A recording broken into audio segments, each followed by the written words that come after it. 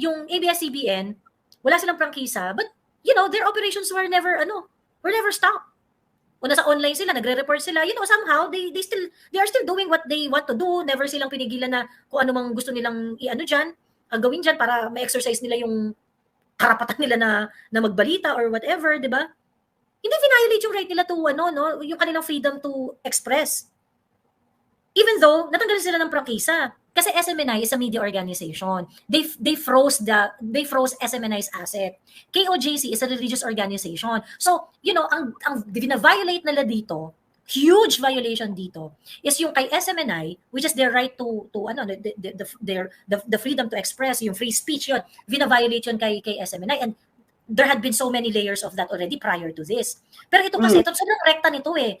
Kasi nung una, tinanggalan nila, prangkisa, tuloy pa rin naman yung SMNI, nakakapag-express pa rin sila. But for this one, direkta na. Kasi my God, lahat ng motor vehicles ng SMNI, paano makakapag-report pa yan? Paano pa makakakuha ng mga beat yung mga news reporters niyan?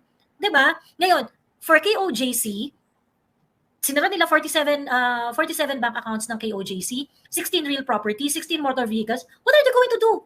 For 20 days, how are they going to exercise their freedom of religion? Yeah, exactly. So, ano na yun? Mga church workers nila.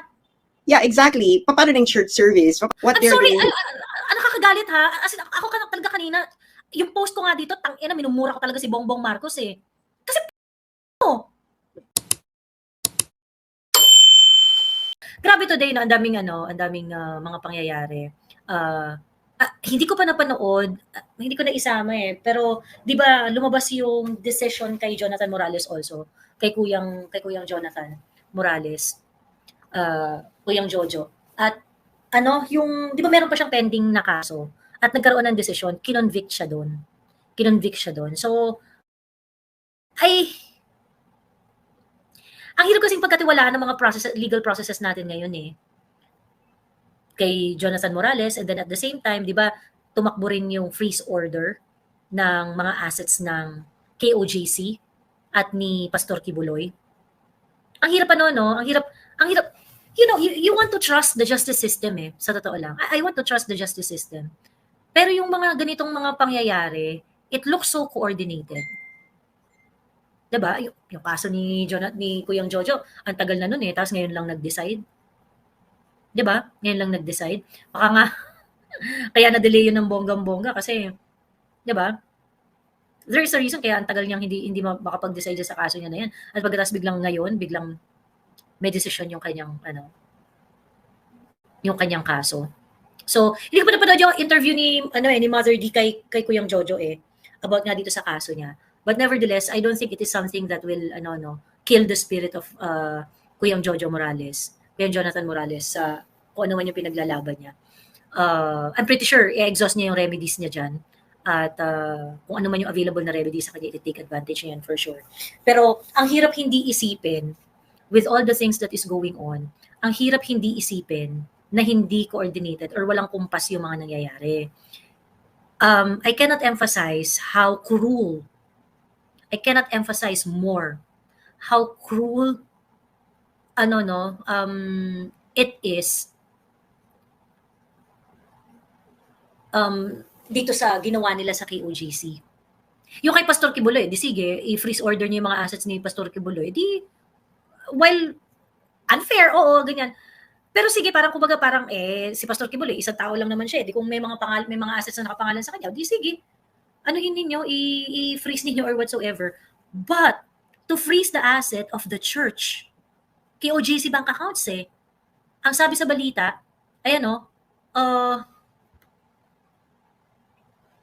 ang sabi sa balita, the Court of Appeals has issued freeze order on known assets of Kingdom of Jesus Christ and its officers led by Pastor Apollo Carrion Kibuloy.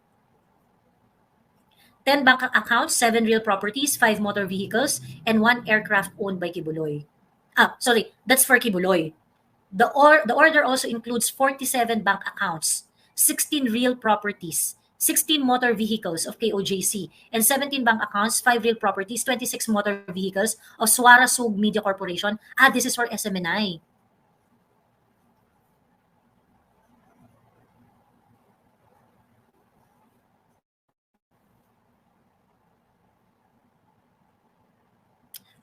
Because Oo, Suarasug is ano, no?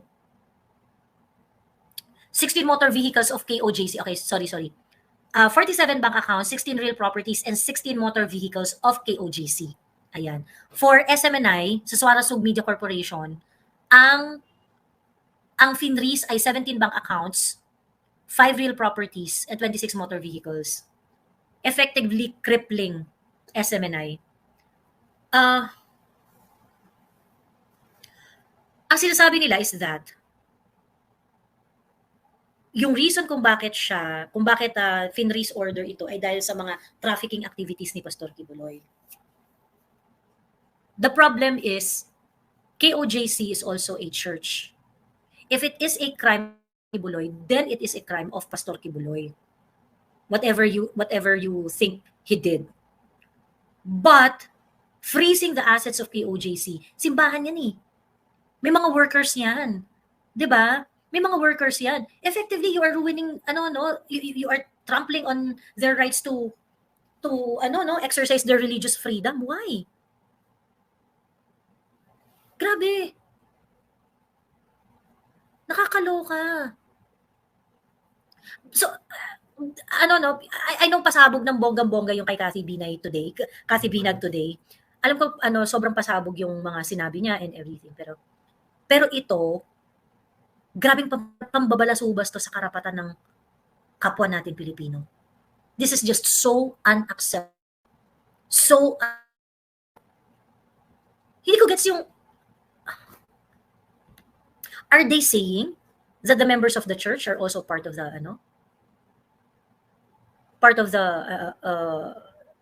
criminal activity? Is that what they're saying?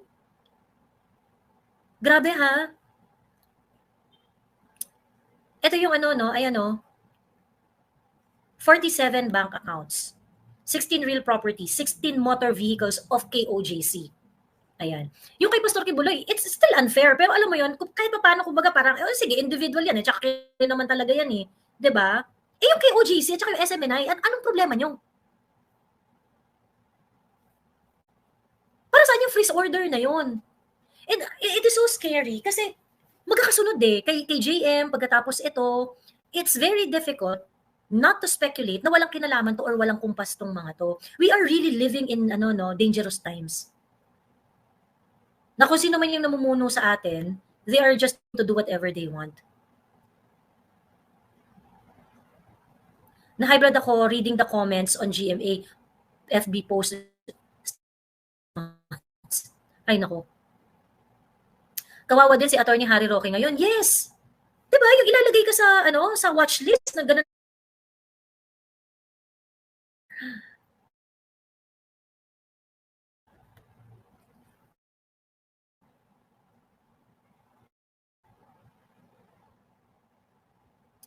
Sabi ni Roger Evans, they targeted the assets administrators sa FPRRD. Pag na-freeze ito, mawawala ng financial support ang mga Duterte pag tumakbo sa halalan. Well, I think so. Isa yun sa mga isa yun sa maaaring, isa yun talaga sa malaking konsiderasyon. Sabi ni Scarlett O'Hara, trafficking activities ay yung mga NPA na nangidnap ng bata sa bundok but walang court order na pa-free sa mga assets niya, sabi niya. Actually, yun nga eh. Kasi, there were actually several instances wherein yung mga religious activities are actually being used as a tool to funnel yung pagpa-finance sa mga terroristic activities. Maraming na-flag na ganyang transactions. Yung mga financing sa mga terroristic activities, pinapadaan nila sa yung tali ko sa buhok. Pinapadaan nila sa mga charitable organization na religious charitable organization. Kasi they felt that mas less yung question pagka doon mo pinadaan yung pera.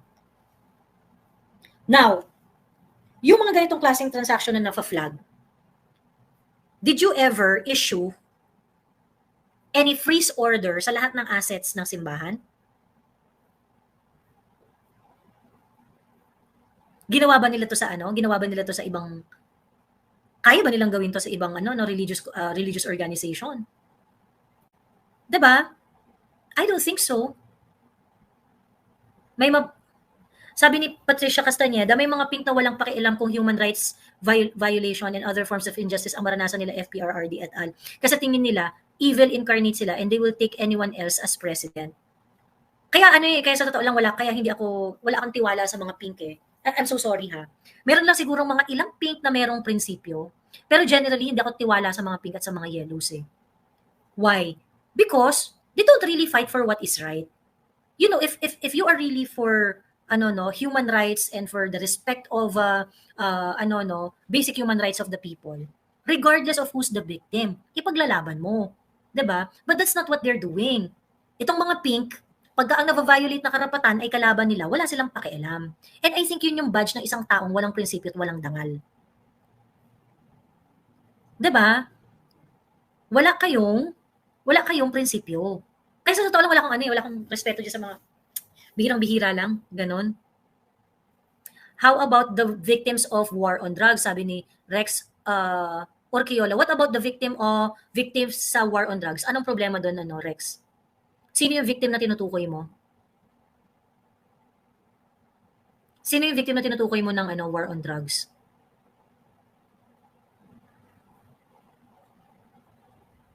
Dumulog na sana sa Supreme Court ang KOJC or di kaya si FPRRD. Ang alam ko, may mga pending actions talaga ang KOJC. I'm not so sure if they went to the Supreme Court already.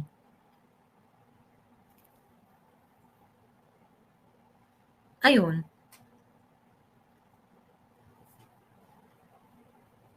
Nag-conference now ang KOJC, sabi ni Anak Lea. Nasa Malacanang pa ang mga sindikato ng droga at korupsyon.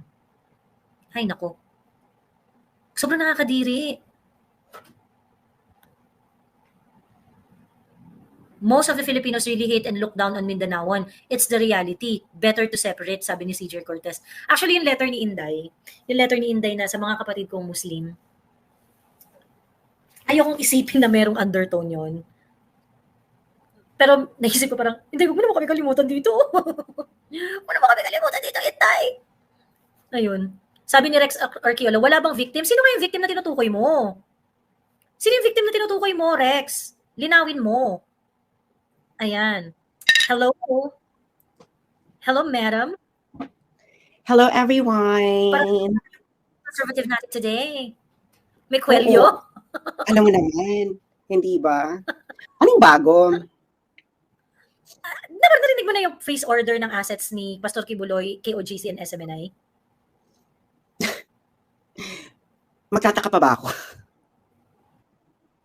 Tangina, kadiri to sa. Sobrang kadiri nito. Girl, it is already. They just do what they want. Yeah, this is already violation of church and state. That is church funds. Just diba? I mean, anong kaso ng KOJC? Anong kaso ng SMNI? Diba? Yeah. Ano yung finifreeze nyo doon? Anong kaso nila? Yeah, exactly. Lalo na, parang, kasi ito daw ay kasama sa smuggling, ako talaga is, actually, this is worse than martial law. Because martial law, you have to declare the approval of Congress, and it could be challenged in the Supreme Court. What we're experiencing right now is,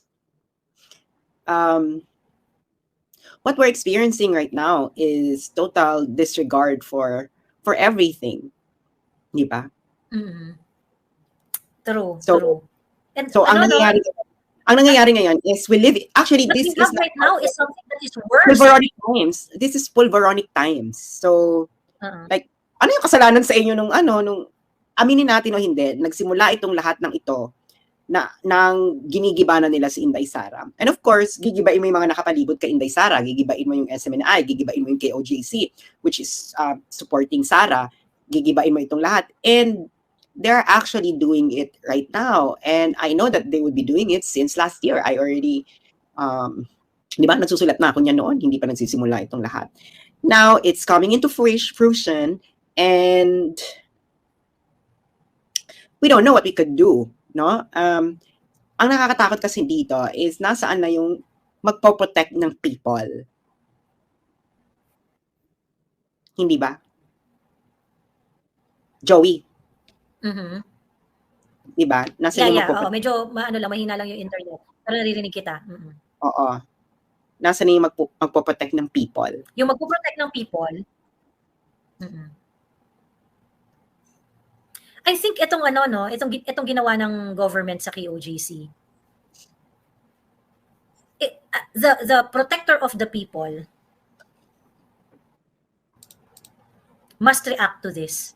Alam mo kung bakit? Yung ginawa ng government sa KOJC, yan yung reason kung bakit merong nagre-rebelde. At rebelde, sino ang kalaban ng mga yan? Mga men in uniform natin.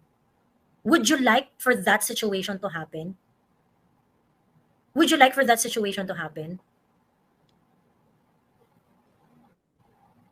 I don't think gusto ng AFP na meron tayong walang katapusang giyera sa kalaban natin, kapwa Pilipino natin. But, sa totoo, when people experience this kind of injustice, yung mga dahilan kung bakit nababadre pa mga tao at pinipiling ilagay yung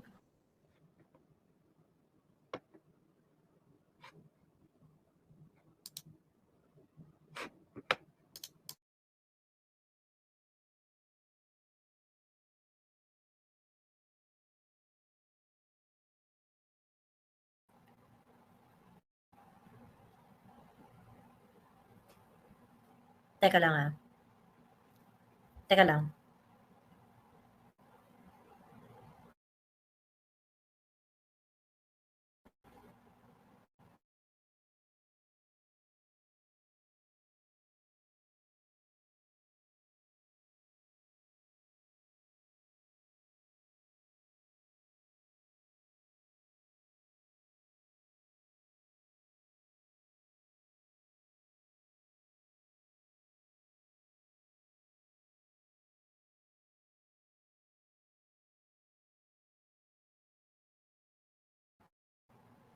Ayan, hello. Ano nangyayari sa'yo, girl? Ewan ko nga ang hina ng internet eh. Ayan, napalitan ako ng internet, nakakabit na ako sa 5G. Ayun. Yung sinasabi ko kanina, Sas, doon tayo sa totoo, no? When people experience injustice like this, ito yung mga reason kung bakit, 'di ba? They try to put laws on their hands. Well, maybe the rest of AFP kasi parang well, maybe they want it to happen. Maybe that's what the Paul Veronic government wants to happen in Davao. Magkaroon ng ganyang kaguluhan para pwede silang mag-declare ng state of emergency sa Davao City. At i-place nila yung Davao City under martial law. Hindi ba? Could be. Hindi ba? Hindi ba mga neng? Oo. Edi pag nakapag-declare na sila ng state of emergency dyan, ng martial law, baka pwede na nilang i-control kung sino magiging mayor. Mag-install lang kanila. Yeah. Hindi ba? Alam mo, the bottom line here is tanggalin sa political scene ang mga Duterte. That's all there is to it. To remove the Dutertes from the political scene para tuloy-tuloy ang ligaya. Ganun lang simple yun. Hindi mo nakikita this is like corruption with a vengeance ang nangyayari ngayon sa Pilipinas. Because they cannot do a lot of things during nung panahon ni PRRD. Yes. For example, the Enrile losing collections because the licenses of Pogo were obtained from PAGCOR rather than INCESA. Yung mga ganung bagay. Yes, diba? Bumaba ang at meron ni-reject si PRRD na 90 billion ba yun or 80 billion na insertion. Di ba? Binito niya yun. At proud pa doon si Senator Lacson na binito ni PRRD yung insertion na yon. Ngayon wala nang pakialam ano bang nickname si Hello Kitty, wala nang pakialam si Hello Kitty dito sa mga nangyayaring to. Kasi nga nakikinabang din silang pamilya sa smuggling, sa kung ano-ani. Hindi ba? Kaya nga ito is actually magaling si Hello Kitty. Magaling si Hello Kitty na alam niya kung sino yung mga ito yung kailangang bigyan ng pabor. Di ba? Una, binigyan niya ng pabor ang mga mayayaman. Friends niya.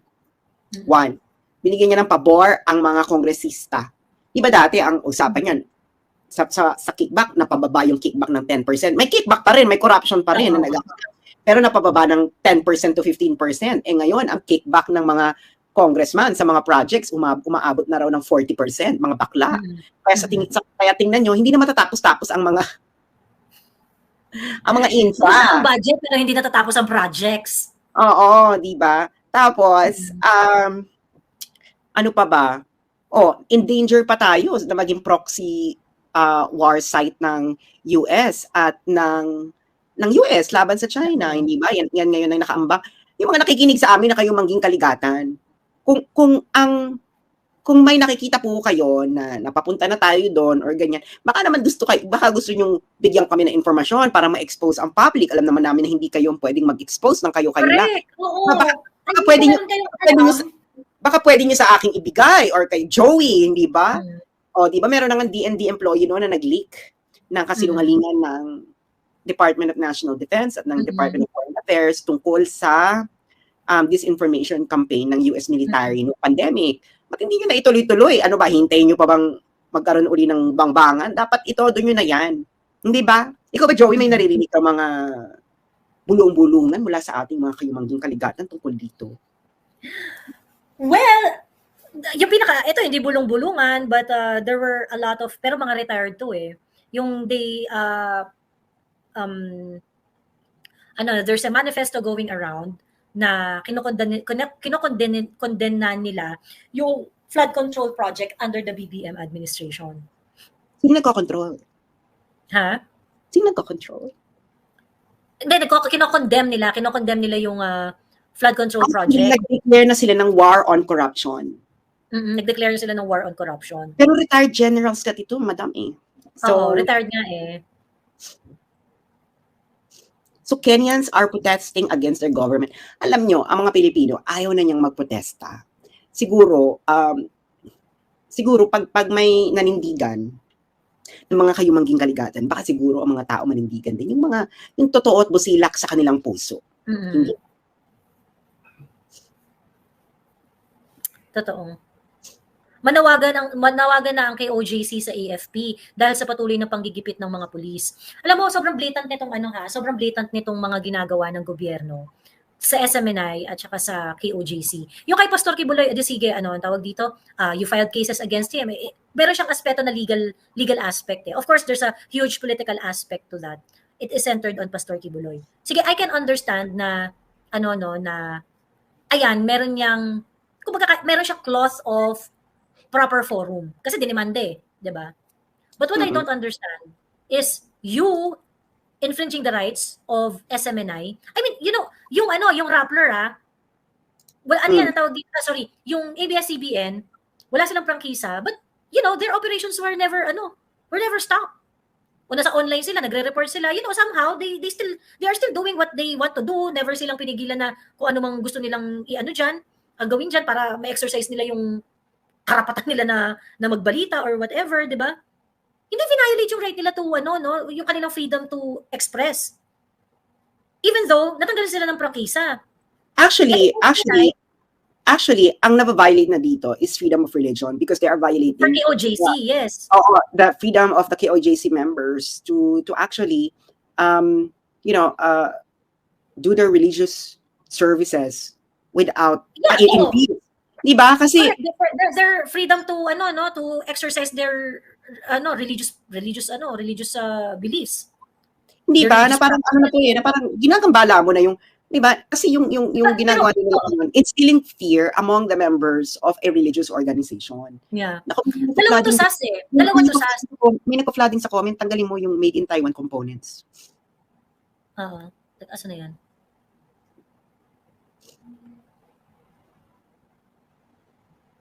Ayan. Ang tawag dito, dalawang aspekto kasi SMNI is a media organization. They froze SMNI's asset. KOJC is a religious organization. So, ang violate nila dito, huge violation dito, is yung kay SMNI, which is their right to the freedom to express, yung free speech yun, vina-violate yun kay SMNI. And there had been so many layers of that already prior to this. Pero ito kasi, ito sobrang rekta nito eh. Kasi nung una, tinanggalan nila, prangkisa, tuloy pa rin naman yung SMNI, nakakapag-express pa rin sila. But for this one, direkta na. Kasi my God, lahat ng motor vehicles ng SMNI, so paano makakapag-report pa yan? Paano pa makakakuha ng mga beat yung mga news reporters niyan? Diba? Ngayon, for KOJC, sinara nila 47 bank accounts ng KOJC, 16 real property, 16 motor vehicles. What are they going to do? For 20 days, how are they going to exercise their freedom of religion? Yeah, exactly. So ano na yun? Mga church workers nila. Yeah, exactly. Paano na yung church service? Paano na yung nila? Wala na sa hulog yung nangyayari. Ang kasi niyan, you know what? I'm sorry, nakakagalit ha. As in, ako talaga kanina, yung post ko nga dito, tangina, minumura ko talaga si Bongbong Marcos eh. Kasi putang ina nyo! Ano to? And yung mga mahilig mag-human rights yan, mga putang ina ninyo, asan kayo ngayon? Yung mga concern sa mga EJK, yung mga concern sa mga kung ano, asan kayo ngayon? Is this just... Parang sira to, payat po ako dahil po ako ay nag-intermittent fasting. I-try niyo po mag-intermittent fasting para kayo ay healthy. Hindi dahil sa ako ay nag-yosi. Nasa Pilipinas din naman ako nag-yosi ako, tumaba nga ako. May time doon yung uuwi mo lang, yung diba? yung exactly. Yung face. Oo. Gano'n lang yan, nag-intermittent fasting. Ano to? Baka maging tulad tayo sa Bangladesh. I don't think so. I think kasi binili na nila Tambi at ang mga tao, pati na rin siguro ang ibang kayo maging kaligatan. Ano naman, halatang-halata na well, this is actually gaining control of every institutions in the country without declaring martial law. Diba parang itong sinulat ni Bobby Tiglao? Kahit isang mainstream media, walang nag-cover ng Cathy Binag revelations. Bakit? Grabe, no? Baka takot sila, baka nasa USB rin sila. Diba? Bakit?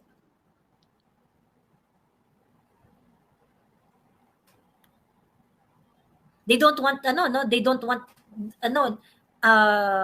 they don't want the shit to explode right in front of their faces, 'di ba? Diba? Anong nangyayari? So, actually wala nang masamang balita tungkol kay Bongo except yung mga lumalabas sa yung flood control, pero and then what you're gonna do about it? Hindi ba? Actually, I think they just don't want Duterte, VP Sara. Galit na yung mga yan. Siguro willing nilang tiisin lahat ng corruption ngayon. Wag lang maupo ang isang another Duterte. Oo. And because of that, ina nyo, wala kayong dangal. Diba? Actually, yun lang ang nila, natatakot sila na Duterte uli ang umupo. Kaya ayaw nilang magsalita laban kay BBM. Nakakaloka nga yung may bagong survey, no? Ano to? Pro Duterte and pro Marcos. Na parang Pero the same survey, parang 70% ata yung ayaw na walang, ewan ko, tingnan natin yung Okta survey. Kasi yun ang nire-report nila, yung pro Duterte, ano ba yun, asa may full survey ng Okta survey. Teka. Tingnan natin. Yung Okta research.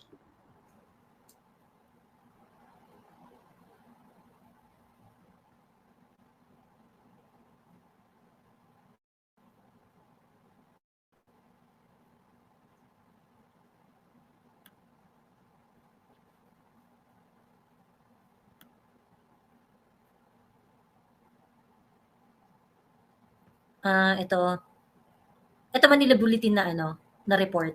Yung buong yung buong laman ng survey nila, hindi lang yung pro Duterte, pro Marcos sa. Wait. Google ko yung.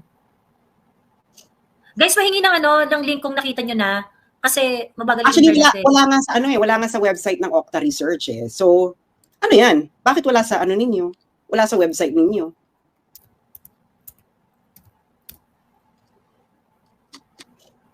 Ito, ang sabi ni ang report ni Manila Bulletin, Marcos Okta survey shows Pinoy now understand what we are doing right. Dahil lang yung sinabi support among Filipinos. Hindi naman yan yung dapat tingnan yung approval. Di ba? Asan yung approval? Ito yung kino-compare siya dun sa Pro Duterte, kita mo, halatang itong ano na to, this is slanted yung survey, ano? Hindi na yung slanted. It's very, fishy. Bakit ka biglang magkakaroon ng Pro Duterte, Pro Marcos survey? Oo. Parang hindi makatotohanan, 16%? What are you measuring there? Really? 16%? Oo. Mindanao? Ano, wala nang Mindanao na Pro Duterte? Parang, Oo. Ang labo, pag ikinumpara mo yan sa approval rating ng ginawa ng Pulse Asia at ng SWS, ang layo be. Ito, 36% daw of adult Filipinos identified as pro-Marcos, 16% pro-Duterte, and 31% as independents. Ano yun? Parang, wala sa kanilang dalawa. Tapos meron pa sila opposition, si Lenny naman. Hindi lang nilagay dyan. Paano naman naging opposition si Lenny? Ano yun? Pro-Marcos, pro-Duterte, and then opposition, ha? Paano naging opposition si Lenny? Kakampi na nga nila. Nagigets mo? Tapos, ito yung ano niya, ha, ganyan. Pero pag kinumpare mo yung approval rating, na ginawa ng kasi makalapit yung SWS, saka yung Pulse Asia, eh. So, mas reputable yung dalawang yon. Di ba? Ilan yung sa Pulse Asia? Tingnan mo.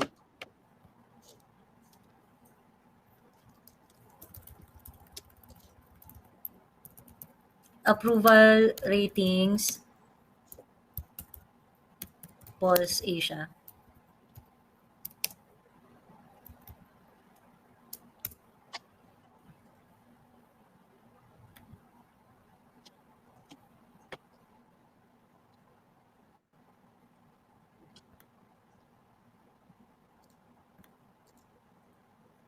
Ayan, 63, June 17. I-project mo, girl. Okay, ha? I-project mo.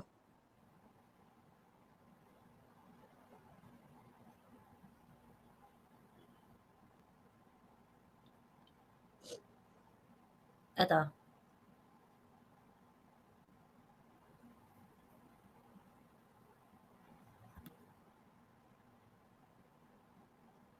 Ayun na, girl, di ba? Ay. Ito. Bakit ano? I think ito. Ay, hindi. March 2 eh. Ito, ba't ay lumabas yung ano? Oh, wait, sorry. Teka lang,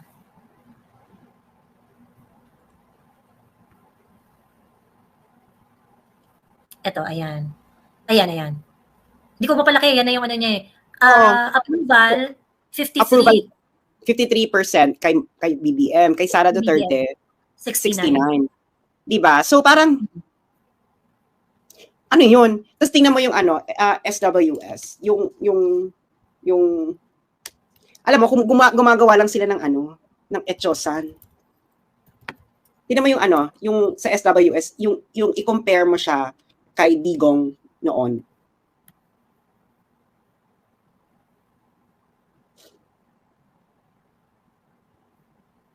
Social weather. Ibibigay ko lang sa'yo yung link, girl. Yung link, oo. Dito ayan, na sa private chat.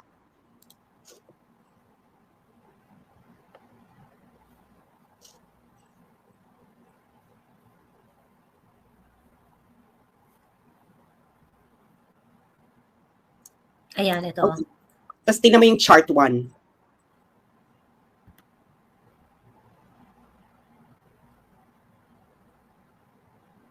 Ito. Yan. Tapos palakihin mo.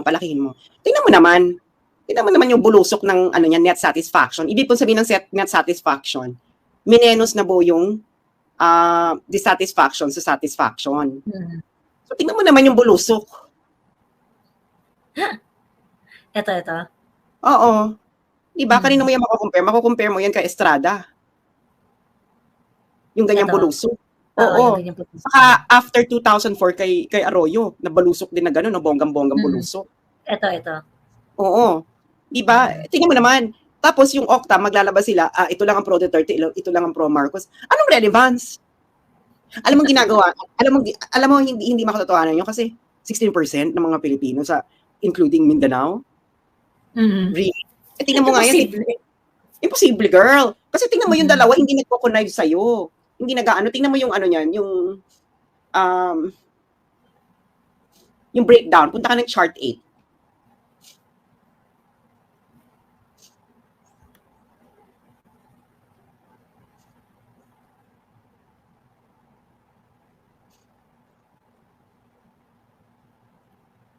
Ito.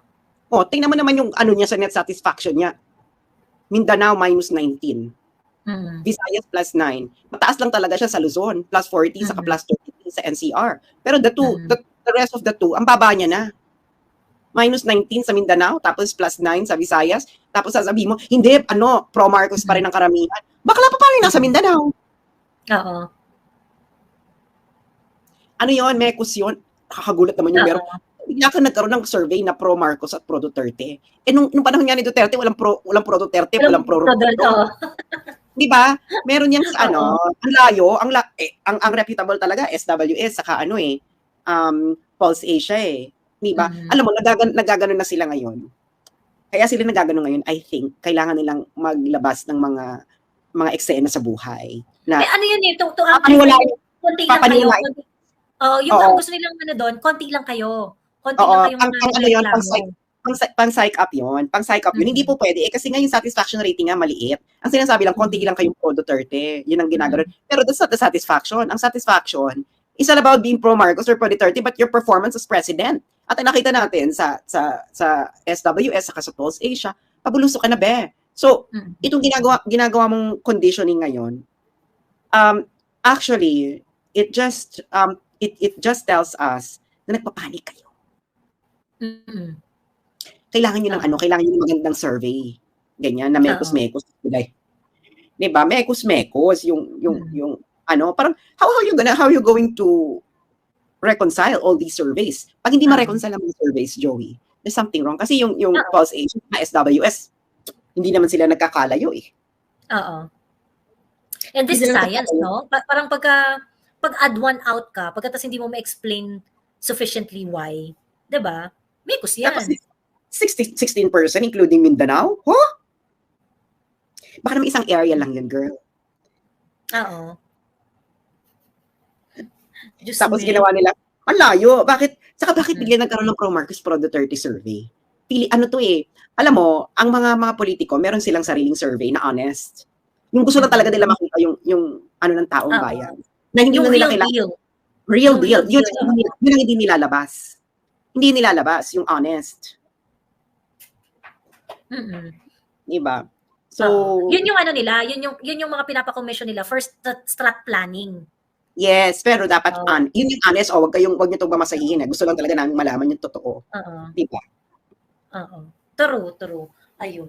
So anyway, ayan, nakakaloka. Napanood mo na yung bagong interview ni Cassie Binan. Yes. Yung sinabi niya na kasi ito parang dinamay na ni Cassie yung mga anak Parang hindi pa rin kayo magsasalita. Kasi grabe yung pasabog ni Cassie, yung anak niya nag-addictus benedictus, ang kasama sa pag-okay ng mga anak niya etong mga anak dalawa sa mga anak ng first family. 'Di ba? Wala pa rin tayong pa-task force diyan, Ben Orabalos? Hindi, wala naman task force. Pero agree ako kay Jojo. Yung nasa Hong Kong. Agree ako kay Jojo kasi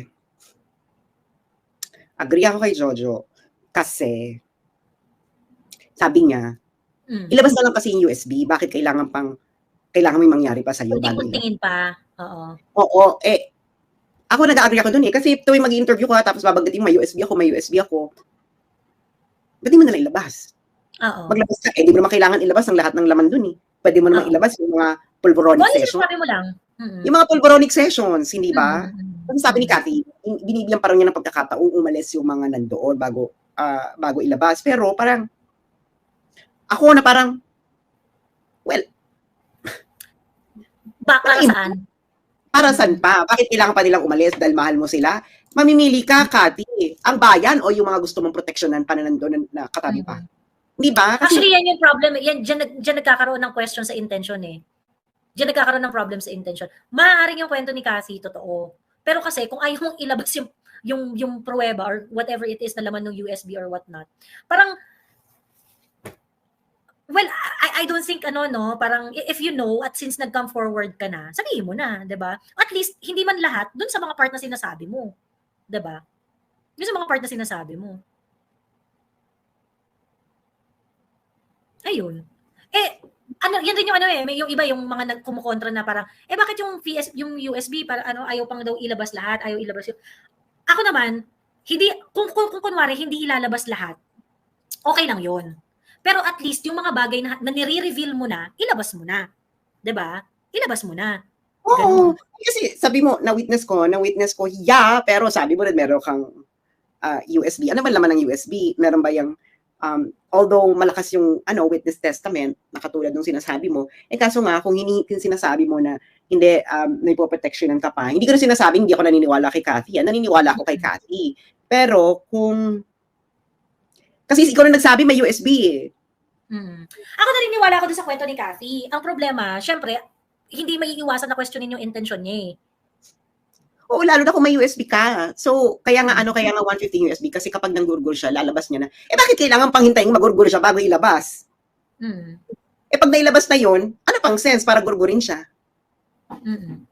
Nailabas na eh. Oo. Hindi ba? So, yun? Para hindi siya pigilang magsalita? Oo. Di ba? Ano pa bang hinihintay? Hinihintay pa bang, wala namang gagawin yung mga yan eh. Ilabas na lahat ng ilabas. Hindi ba? Yun yung ko, no? Of course, maniniwala ako kay Cathy kasi siya, jowa siya ni Florendo, parati siyang nandun. Walang nagdi-deny na alta na nasa circle nila, na walang alam si Kat, na sabi, hindi totoo yan na insider si Cathy. Insider, di ba?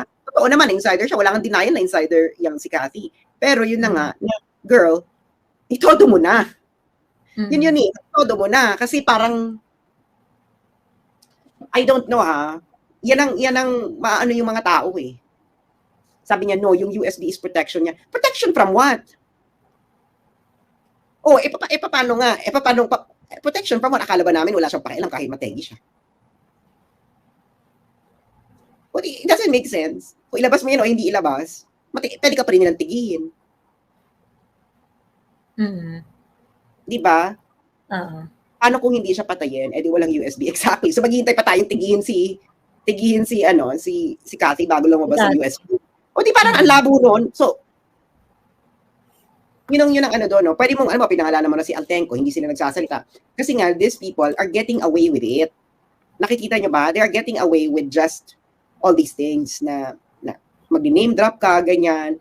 Although I believe na yung statement niya is picking up steam. Dami ng pataas ng viewers eh.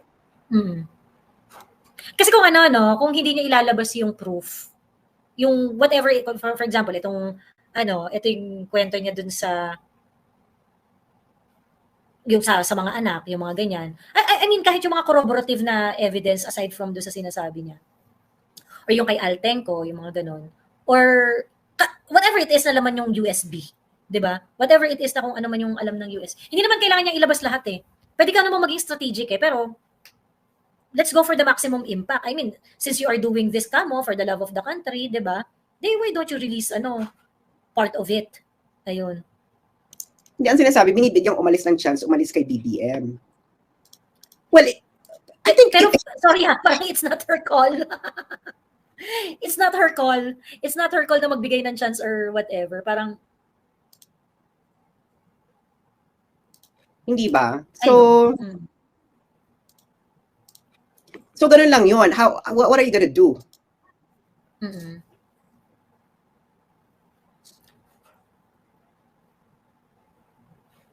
Bakit? Question lang. Binibigyan ng chance para umalis sila sa pwesto. Then, ba't hindi mo nalang sinulatan? May hawak kong USB, bibigyan kita ng chance kung di ba? I mean, what's the purpose of coming out? Hindi, parang ay, no. What's the purpose? Yun nga, what's the purpose of what's the purpose of coming out? Kung hindi mo, di ba? Ako naniniwala, nasa posisyon talaga si Cathy to kasi you have exclusive access for 10 years of what is going on inside that circle. Nasa posisyon talaga siya para magsabi. Okay? Nasa posisyon talaga siya magsabi. However, magiging kasi ano siya, yung her words versus, di ba? Ganun siya eh. So, kailangan may mag-corroborate, kailangan may mag-ano, ganyan. Kailangan may ilabas. Well, Hindi sinasabi ilabas lahat. Pero at least yung sa mga sinasabi niya, sa mga kwento sinasabi niya. Ang chikahan sa Forbes Park. Forbes Park na tayo mga madam, hindi na. In fairness, kay Kathy, she might have her reasons, but for me, it would have maximum impact kung naglalabas na siya ng mga laman ng USB, hindi ba?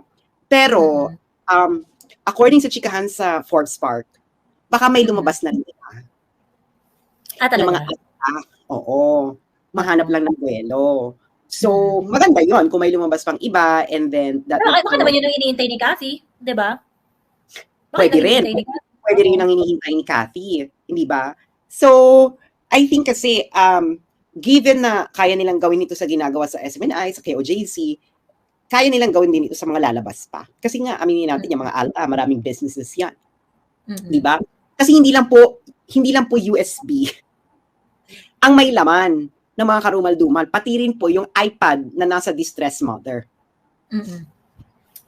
So, yung iPad po na nasa distressed mother, ikukwento ko lang po yung chika niyan. Alam mo ba yung chika kung ano yung tungkol sa yung iPad? Well, yun nga, na merong mga kinambilar with Francis Chua na part sa... Anong story ng iPad? Alam mo ba kung anong story ng iPad? Sige, kwento mo ng buo.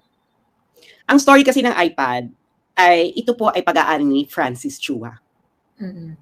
So, dahil iPad ka, gumagamit ng Apple products, naka-iCloud. Nakakonekta sa iCloud yung lahat ng iyong Apple gadgets, correct? Ngayon, itong iPad na ito ay ibinigay niya sa kanyang anak. Ang malaking pagkakamali ni Francis Chua, hindi niya na-disconnect sa kanyang iCloud yung iPad na yon. So, lahat ng chikahan, mga messages, records, etc. na papadala dun sa iPad. Saan yung sa tingin nakuha yung hi, Louie? Ano? Naputol ka? Hindi. Saan nyo ba sa tingin nakuha yung hi, Louie? I'm here in Bacol. Yun ay nasa iPhone. Nasa iPhone. Kasi nga, pinadala ito ni Madam. Sinend niya din yung kanyang video message na yan kay Francis Chua. Yung iPad, nakakonect pa sa iCloud. So, So, na-access yung Yes. And then, yung iPad ay maraming gaganapan sa mga transactions ni Francis Chua. So, yun din maraming madadamay. Hindi natin alam kung ilalabas ba yan sa tamang panahon o hindi ilalabas. Kasi nga, baka tuluyang magurgur si distressed mother. Or yung mga anak niya or whatever. Siyempre, may mga personal interest din silang pinoprotektahan, hindi ba? So, ngayon, kaya need extract, hindi ba? Pero nakakaloka dito, hindi pa ba sapat sa mga protector ng people na ang ISAF ay ginamit for the private interest of a friend? Pwede pala yan. AFP. Pwede pala yung AFP. Oo. Naisip ko lang pala, very quick lang, si Francis Chua ba, hindi ba siya related kay Joel Chua na 3rd District Representative ng Manila? Ay, ganun, hindi ko alam. Hindi ko pa family tree. Hindi ba sila hindi ba sila related? Kasi si Joel Chua, grabe yung grabe yung meron daw live press conference ng KOJC. Panoorin natin. Nasaan ba yan?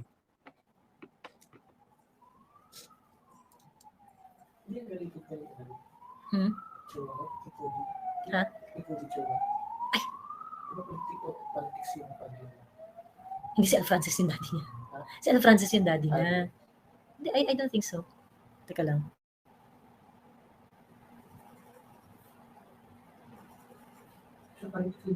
Nasa na press conference? Meron ba kayong link?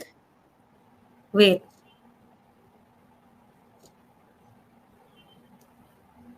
Press conference. Ito, live. Mapa pulis, mapa sundalo, mapa generals, kung ano man ang posisyon, mapa politiko, magbigay na po tayo ng statement para umikot na po ito at magsimula na po Ito, sa mga matataas sa posisyon. At sa lahat po, kahit po yung mga manonood, mga netizens, bigay na po tayo ng statement. Project mo. I-post lang nila sa kanila. I-project ko? Magingay kayo. Huwag kayong mahiya. Sapagkat pag nahiya kayo, mananatili itong mga damo nyo ito. Sabi nga ni Banat Bay, taon-taon, tumataas yung kinukurahong nila dyan sa flood control projects na yan. Taon-taon din, yung baha sa Pilipinas, palaki na rin ng palaki. Ngayon, itong KOJC, wala itong ninakaw sa taong bayan. Walang ninakaw sa gobyerno. Walang hiningi sa gobyerno. Actually, sila pa ngayon. Ng posisyon, mapapolitiko, Unang-una, doon sa insurgency, malaki ang naitulong nila. Kaya maraming mga nagbalik loob na mga kadre dito sa ating sa gobyerno. Kaya sana ang hinaharas natin sa mga kapulisan, ang iharas ni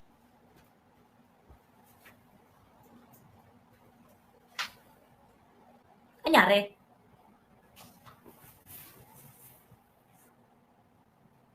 ninyo yung mga nagnanakaw sa taong bayan. The government is considering new taxes if revenue collection falls short. So bitin pa sila yung pagnanakaw nitong mga ito. Dadagdagan pa nila yung pangungupit sa atin. At ito pa ang malala.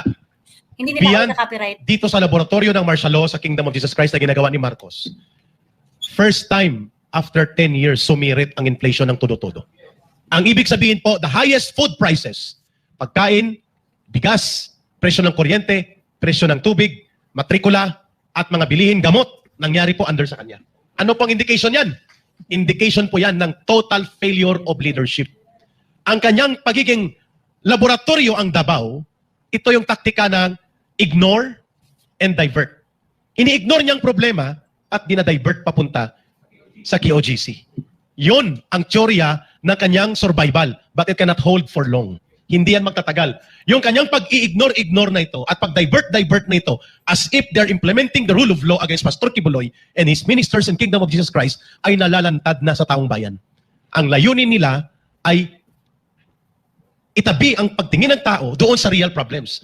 Malubhang korupsyon, malaganap na kahirapan, 10-year high ang pagbagsak ng mga presyo ng bilihin, cocaine addiction na hindi niya masagot-sagot at ang addiction at ang nagtutulak ng droga ay hindi lamang siya at ang mga barkada niya kundi asawa niya mismo.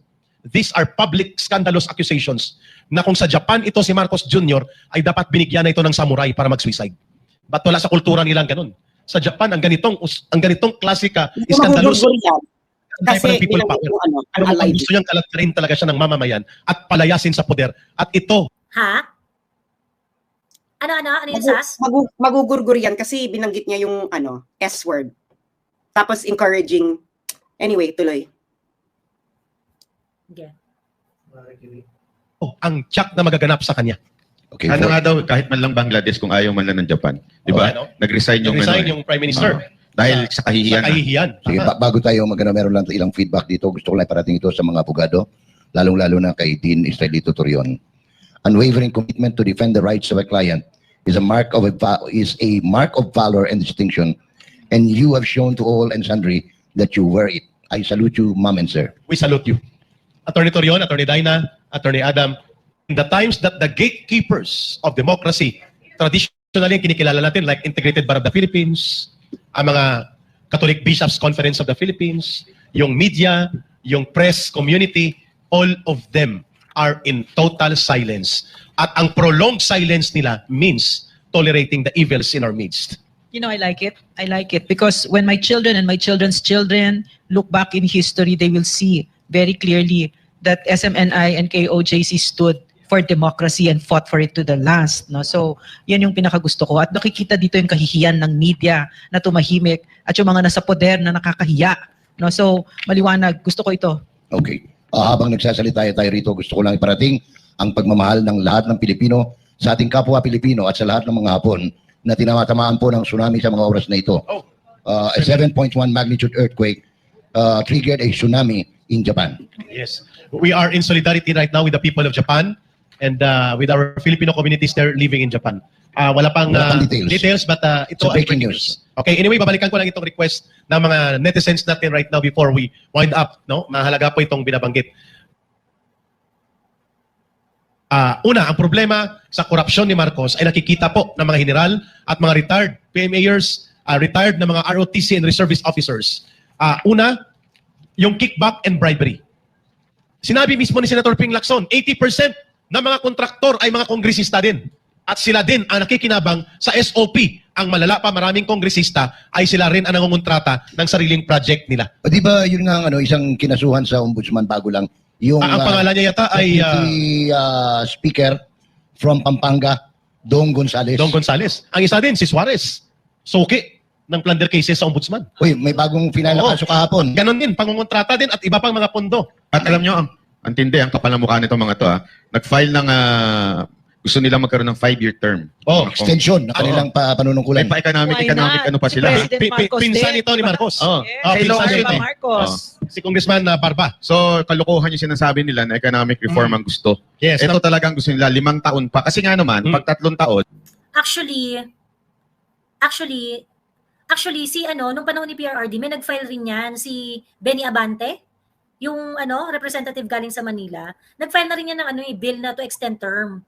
Oo. Hindi naman bago yan. Nung panahon ni PRRD, may nag-file rin naman ng congressman na gusto nila i-extend yung term nila. I think it was Benny Abante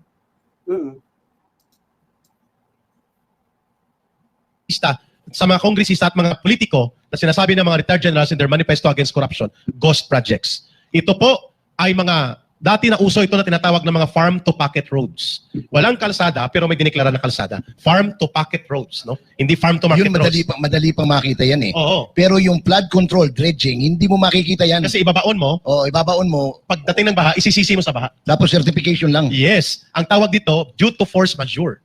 Sa puwersa ng kalikasan na wala ang pondo, hindi nila kasalanan.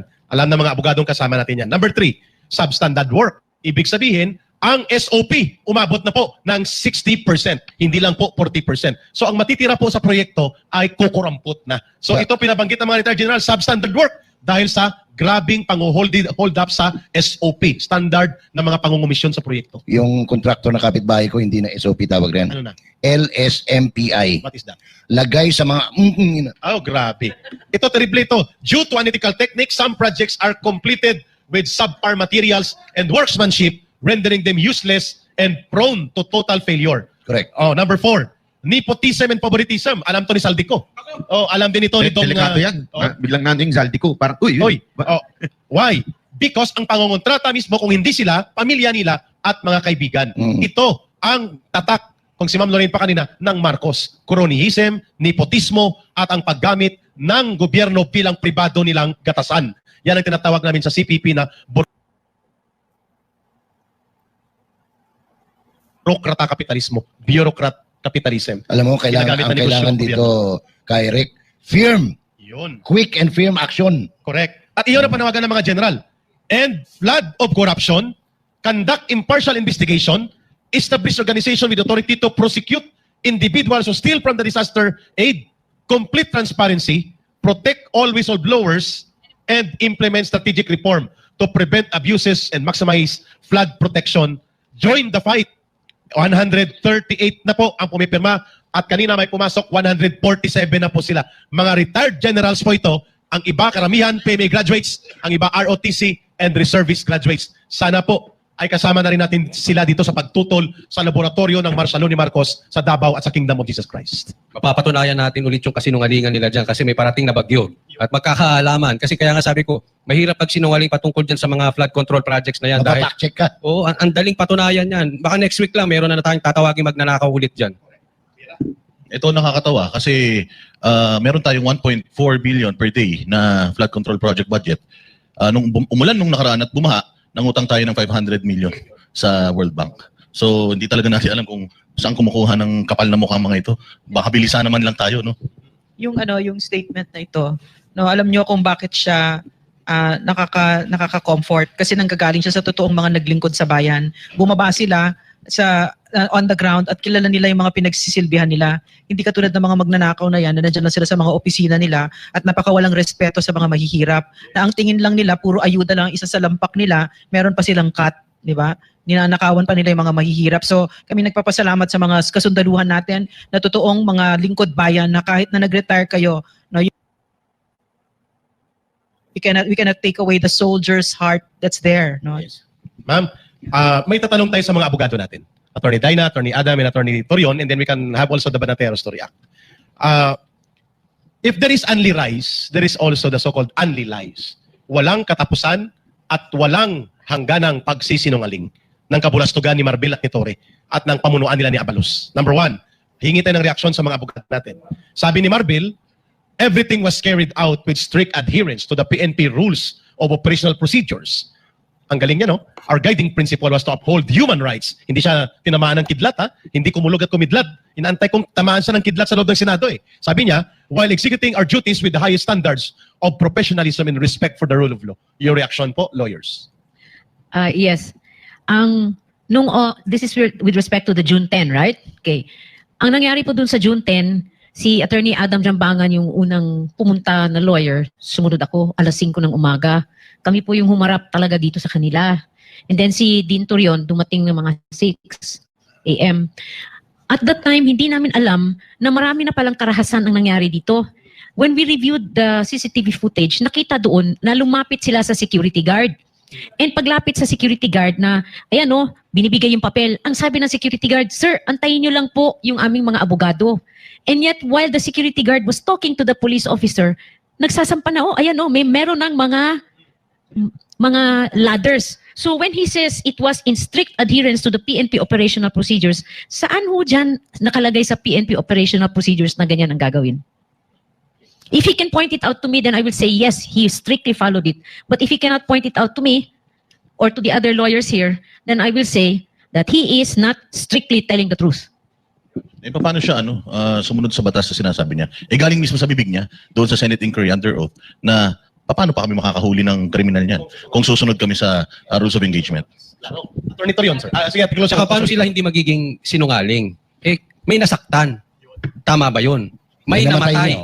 Tama ba yun? May namatay na nga, wala man lang isa sa inyo dumalaw. Wala man lang kumausap, wala man lang tumulong.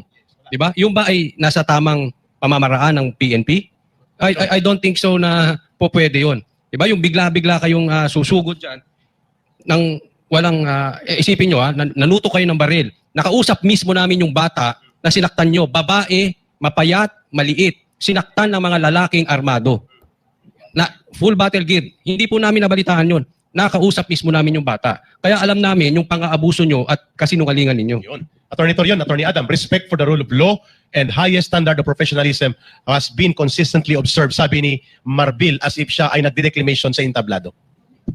I do not know what law he is referring to, but as far as the rules of procedure is concerned and as far as the 1987 Constitution is concerned, there is a clear breach committed by them during the June 10 implementation.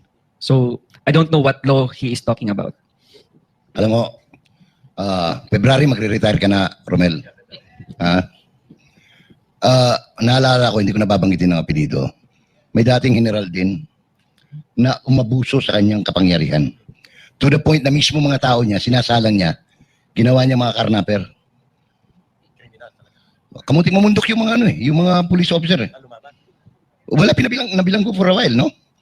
Pagkatapos nung mag-retire siya, binisita ko siya sa Puso-Rubio, sa Pangasinan. Alam mo, naawa ko sa kanya, mag-isa siya. Wala na yung mga bodyguard yung inaasahan, katulad ni Juan, yung yabang ni Torres, ni Marbil. Tandaan niyo, hindi kayo habang buhay nandyan. Pag bumalik na kayo, sibilya na kayo, pwede na kayong pitikin sa tungki ng ilong ninyo. Sic transit mundi gloria. The glory of this earth passes. Yes, correct. Mantakin mo, Boss Dada, Coach Oli, Balatbay, Romel, magkatunog sa Junel. Romel, Junel, magkatunog, no? Ang mga pangalan na ito. Uy. And remember, Junel, nakalabas na si Junel at ngayon tirador na nila. Basta yung ginawa ng mga alagad ng batas, nasa yan, may jurisprudence yan. Oo. Ano yun, Attorney Dean? Di ba, may kinumpare niya yung vapor sa building. O, di ba? Actually, in fairness sa kanya, ang pagka-pronounce kasi niya, Wong Cheng. Nagtuturo kasi ako noon ng constitutional law. Yung Wong Cheng principle, that refers to yung foreign merchant vessel in territorial waters tapos nag-opium. O di syempre, pwede mo dakpin uli. Pero yung sinight niya na pala, iba din. Yung yung decided case na people versus Huang Zhen pala, Huang Zhen. Pero even if you will apply Huang Zhen, mali pa rin kasi yung sa Huang Zhen, may search warrant yung nadala.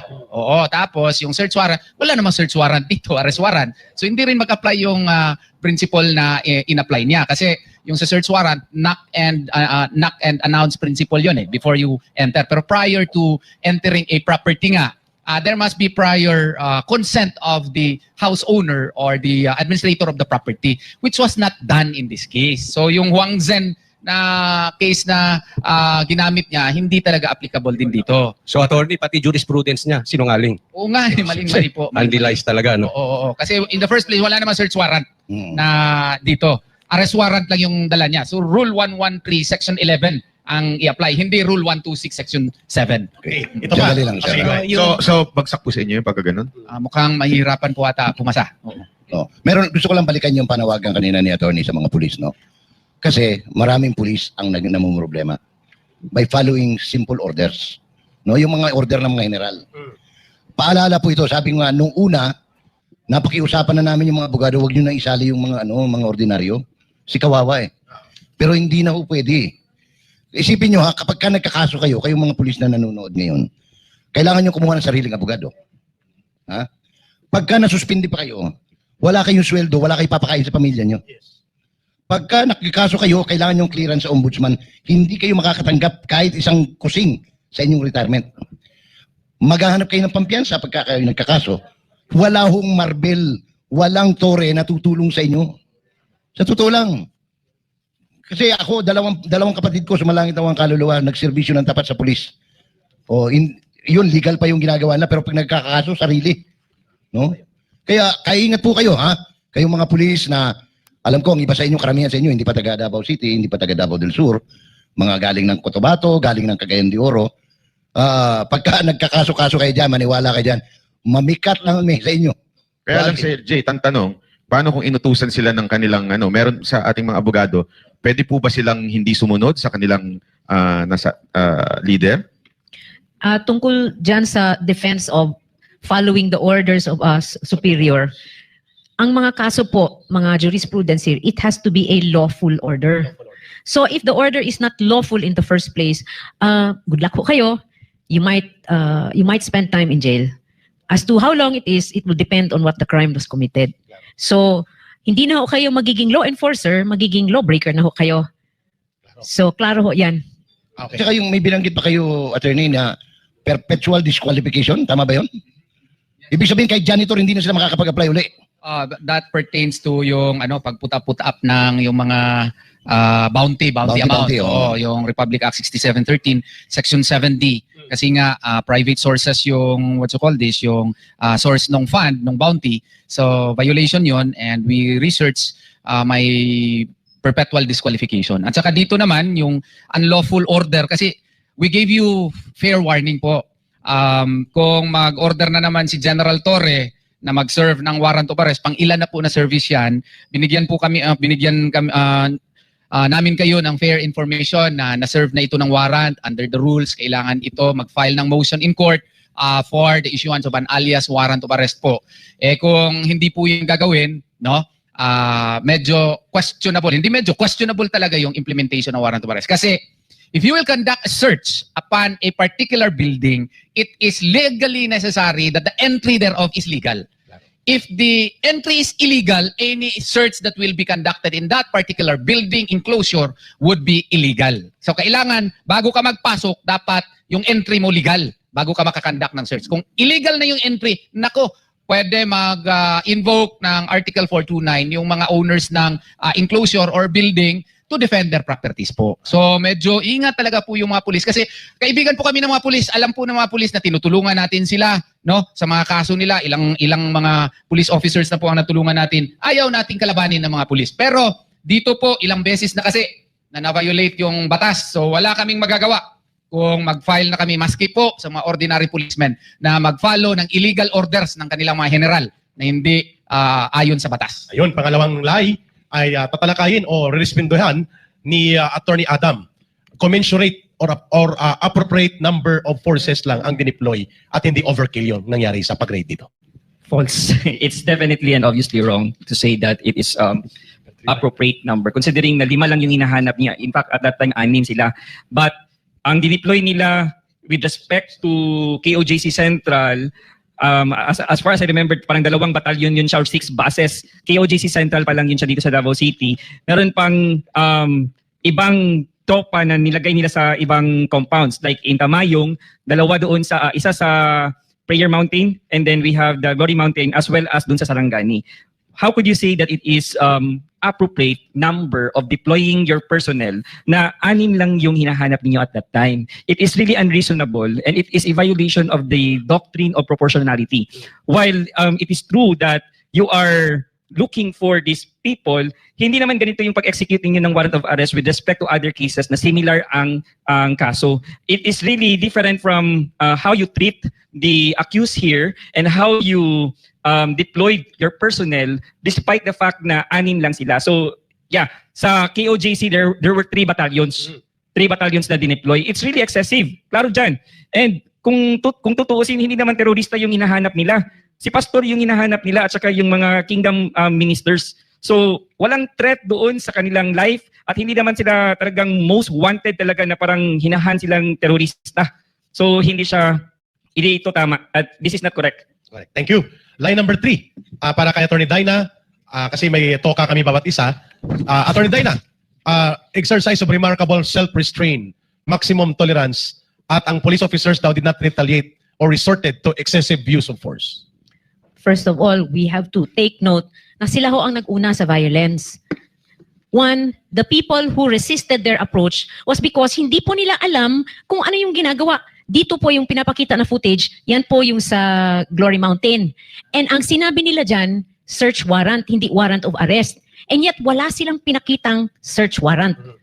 Wala silang pinakitang search warrant and yet they entered the premises. Now, if that is remarkable self-restraint and maximum tolerance, then I do not already know how you would call unrestrained violence. So, when they said na hindi nag-retaliate or resort to excessive force, what can you say about the people who you restrained, na tinali ninyo at dinala pa sa police station? Okay? Here, that definitely is not true. Next, if they are going to say that they did lawful performance of duty, pati yun po, questionable din po. Because like I said, doon sa Glory Mountain, ang sinabi nila, search warrant. Dito sa Central Compound, pinakita nila warrant of arrest. And yet what they did was a search warrant. Okay? The element of deception was present. Exactly po. And then, ang sabi po dito sa PNP National Police Handbook po, na application of necessary and reasonable force, only such necessary and reasonable force should be applied as would be sufficient to overcome the resistance. Now, if I remember right, when they finished searching the premises of the Central Compound, they called me to witness the turnover of the shotgun of the security guard. So in other words, sila pa ang kumuha ng shotgun ng security guard, nag-iisang security guard. And yet, how many were they? There were, if I remember right, 2 buses, several vans, and yung malaking truck nila na nandito sa Central Compound. So if that was necessary and reasonable force, we have to remember that they were only after 6 people. 1 of them a pastor and the others are civilians. What is reasonable about that? Second, what is reasonable when you attack not just 1 but 4 compounds, all of them religious compounds? It's like you attacked a mosque or a cathedral. Yung cathedral natin dito sa San Pedro Cathedral, ganyan po ang ginawa ng police. So is that reasonable? Okay? Next, ang sabi po doon sa, maalala ko po yung sa recent Senate hearing conducted by Senator Bato de la Rosa, ang sabi po in June 2022, the Commission on Human Rights described the service of a warrant of arrest against an elderly environmental activist in Paquin, Laguna na kinary out ng 25 members ng PNP staff is excessive force that was unjustified and unnecessary and caused degradation and psychological harm. Samantalang ito po, ang ginamit po dito 3 batalyon.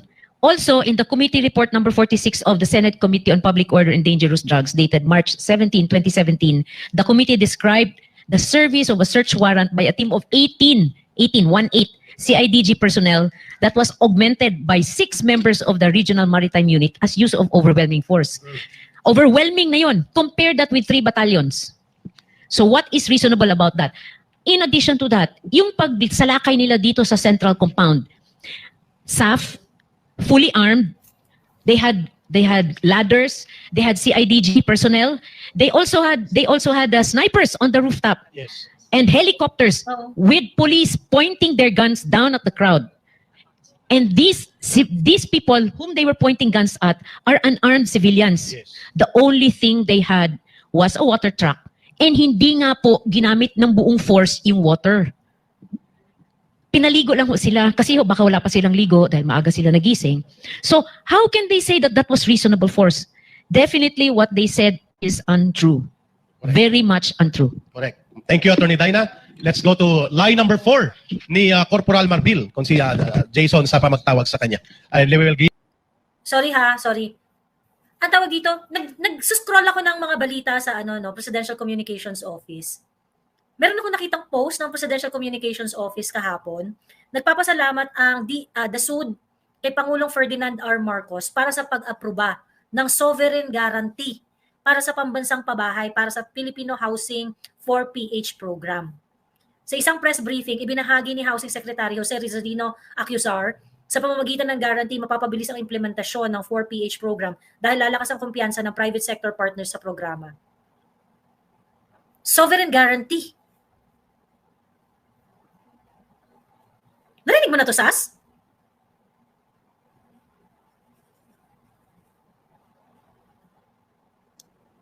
Ang alin? Narinig mo na to?